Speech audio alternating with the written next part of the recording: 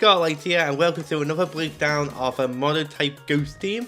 I cannot wait to get into it, show you the members, but before we start, I'm going to be doing this new thing to really try to interact with the community, where if you leave a comment on the end of every video starting from today until the performance video of every team from now on, if I leave a like on your comment, or if I leave a like on your comment and I comment a winner down below, if you just send me a screenshot on X just to show that it's your YouTube account, and we can arrange the battle during that week using any type of team. Doesn't need to be the mono ghost team.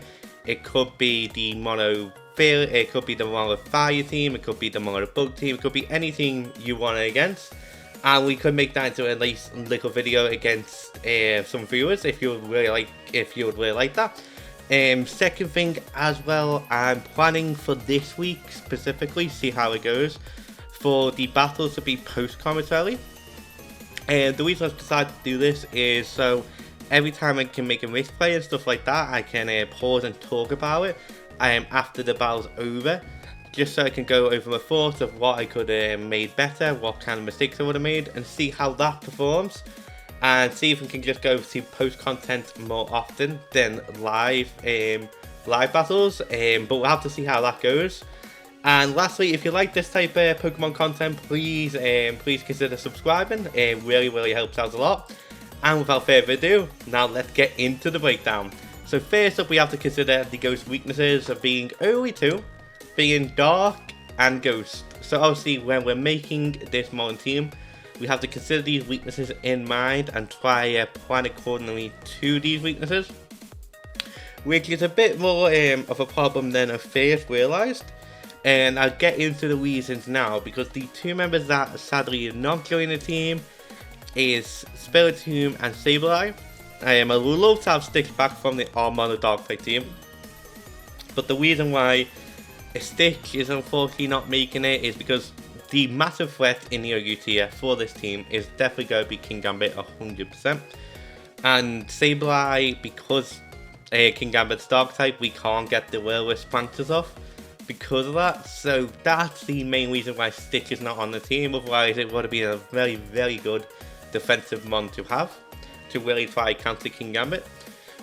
Next up we have Spiritomb. Now the reason why Spiritomb's not on the team is because even with a band, along with the two allies fainted on the Kingambit, if the two allies fainted and they just go for the Sword Stance to counteract the burn, it's still a 2-shot KO against Spiritomb, and we can't really KO it back. We could try with Foul Play, but considering that the Kingambit's most likely going to be faster, we can't really take any hits, unfortunately. So unlike previous breakdowns of our mon teams, this time the more offensive mons I'm planning to help deal with the threats of being Masquerade, Kingambit, Dragapult, more than our defensive mons. Our defensive mons just go to serve a nice general purpose, just in case we don't get them specific Pokemon. They'll just be really nice to have. So with all that said, let's get into the first member, being Peak are petulant, and Peak is just going to be a lovely defensive pivot, especially with that 160 defense is insane. With the nice standard set here of 252 HP, 252 defense, 4 special attack, nice ability with Poison Puppeteer, leftover Sorbet longevity, with the moves Malignant Chain, Hex, Recover, Parting Shot, and Teletype Water. So the reason for this as well, being this so defensive, a choice banded Masquerade does around 60 of the Centaurs, and then we can recover, and then obviously a knockoff will do less damage to Peach, and we can use that time to Parting Shot to Malignant Chain, and hope to maybe get a confusion to recover again and really try to pressure out the Masquerade. That's going to be the main idea with Peach. It's just going to be overall on knockoff Pokemon that will take all the knockoffs, unfortunately. because that's another major weakness of the team, is knockoff. So hopefully this performs well. Could also see change the tail type in the future, maybe to steel or something like that. Just because in case Masquerade does switch out and then we have to tell in the future just to take them knockoffs, now they can go for a super effective Throttle Trick. So I'm keeping that in mind, keeping that open. But yeah, here's our lovely first member peak. Let's go into the next member, which is going to be our special defensive pivot, being Coco the Skeleton. So yeah, this is just going to be our nice special defensive pivot with the nice set here of 248 HP, 8 defense, 252 special defense, with the nice ability unaware, have heavy duty boots because we don't have any hazard removal for the team, with the moves Talk Song, Slack Off, Will Wisp, Hex, and again the tail type being water instead of fairy. The reason I chose water is because of King Gambit again. If we tell a fairy, then they can start hitting us for super effective damage with Iron Head. So the idea with Coco here is that we can take, we can tell her maybe take a Cross Out Cleave or an Iron Head if they predict to tell her into Tell Fairly. Go for the Will Wisp, then keep going for Slack Offs, and because of our unaware ability as well, we do not care about the Sword Dance boost, and we might potentially get KO eventually with Talk Song. And Coco could serve as a late game sweep as well, just because how bulky Coco is with getting special attack buffs every single turn is incredible. And yeah, let's go into the next member, being Randall, our Dragon Pulse here, which is a nice return from our Mono Dragon type team. Last time Randall was a true span set. This time it's going to be one of our main speed controls, plus support again to really try to help with King Gambit with the nice Will Wisp set. With 4 HP, 252 special attack, 252 speed with the heavy duty boots again, just to take out entry hazards so we don't need to worry about them as much. With the dice Timid Nature, with the moves Draco Meteor, Hex, Will Wisp, U-Turn and Telefairy. Telefairy is there to help deal with other dragons, especially Dragon Pulse, other Dragon Pulse. So hopefully Randall can really fill that role well.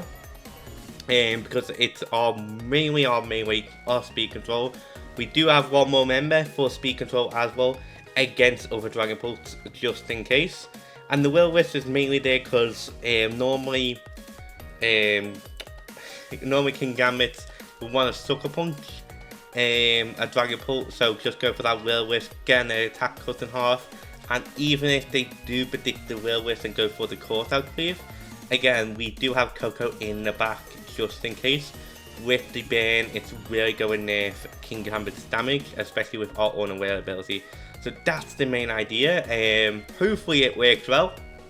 Very scared against any type of King Gambit against this team, but I cannot wait to see how it performs.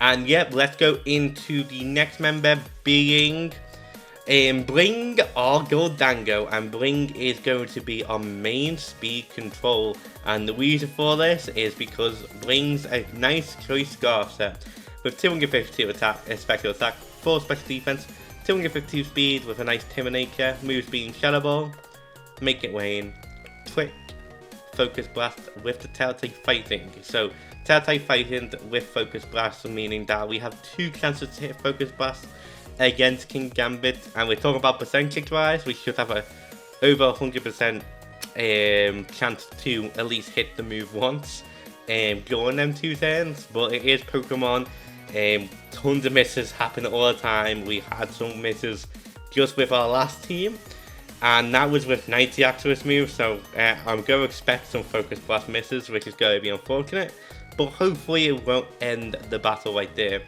The reason for Trick as well is just to really help against stall teams. Just tricking them into only using one move only can really cripple a stall team, which is going to be fantastic for us as well, because we got stuff like Blissey, Dondozo, and all them type of threats that are really going to pose a bit of a threat to the team. So just having a nice Trick option will be very useful.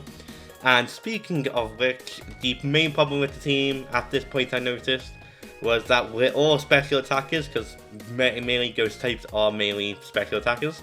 So our last two members are going to be a nice physical members. First up being Echo or Mimikyu, and Echo is just going to be one of our main sweepers of the team with the nice sword stance set with 252 attack, 4 special defense, 252 speed with the light orb item, and a jolly nature with the moves sword stance, play rough, shadow sneak, drain punch, and tail type ghost. Tail type ghost is to just make the shadow sneaks a lot more powerful. Drain punch is specifically there again for King Gambit. Now that we have the disguise, we can take any hit without taking any damage, go for the drain punch and get the KO on the King Gambit. If we barely miss out on the KO, I'm pretty sure Shadow Sneak will finish off from that range. So that's going to be another Echo's purpose again. We're really relying on our offensive threats to really deal with King Gambit this time.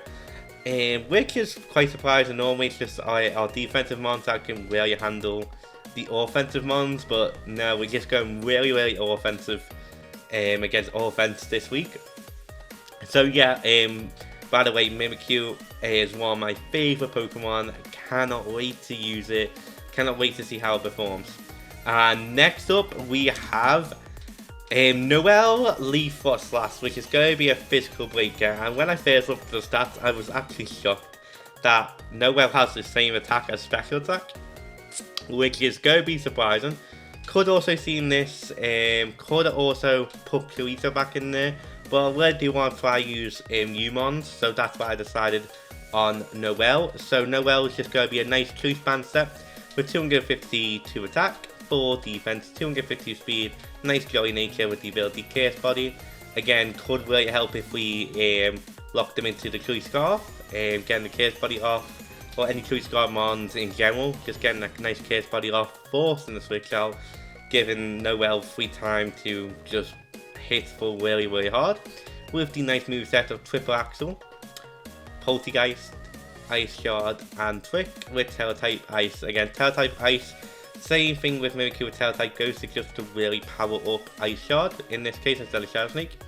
And again, Trick, same reason as Goldango, if against any type of store team whatsoever, we can trick at least 2 members, which should give us some type of advantage, and hopefully we can try a snowball from there. But that's going to be the whole team. Here's the full team preview, and the team is called Trick or Miss, because I have a feeling we're going to miss some moves yet again.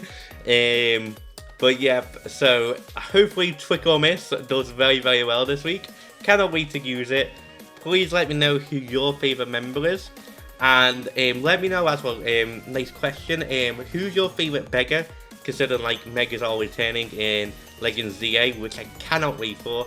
My personal favourite is Marlisle. I just love what Marlisle really represents as a Mega, like a mon that many people forgot about, and then the Mega really made it so strong and just made it so useful, and it was really awesome to see. I cannot wait to see Megas return. Hopefully you can use them in battle in Legends ZA as well.